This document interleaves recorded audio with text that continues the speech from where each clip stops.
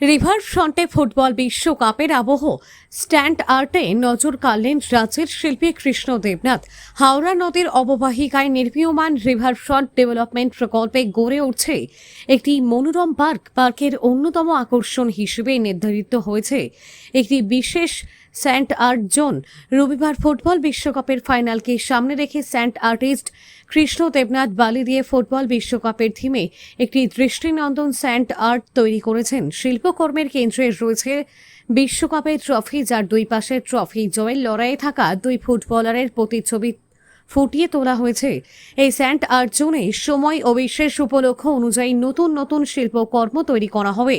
স্বাধীনতা দিবসের থিম দুর্গাপূজায় মা দুর্গার প্রতিকৃতি এবং অন্যান্য গুরুত্বপূর্ণ দিবসেও সংশ্লিষ্ট বিষয়ভিত্তিক স্যান্ড আর্ট প্রদর্শন করা হবে।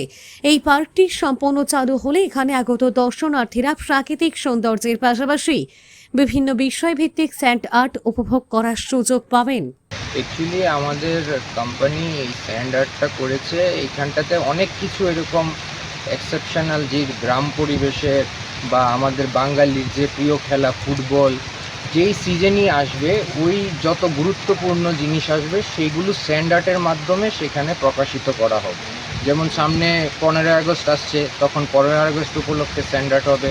তারপর দুর্গাপুজো আসছে, দুর্গাপুজো উপলক্ষে এখানে একটা স্যান্ড আর্ট হবে। প্রত্যেক গুরুত্বপূর্ণ ওকেশনে এখানে সেই স্যান্ড আর্টের বহিঃপ্রকাশ স্যান্ড আর্টের থ্রু করা হবে।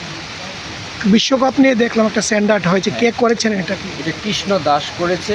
উনি স্যান্ড আর্টিস্ট, আমাদের কোম্পানিরই নিজস্ব স্যান্ড আর্টিস্ট, এবং উনি প্রত্যেক সিজনে এটা চেঞ্জ করবে যখন যেই গুরুত্বপূর্ণ উৎসবগুলো আসবে বা যে গুরুত্বপূর্ণ বাঙালির আনন্দের দিনগুলো আসবে, সেগুলোতে এখানে বহিঃপ্রকাশ স্যান্ড আর্টের মাধ্যমেই করা হবে।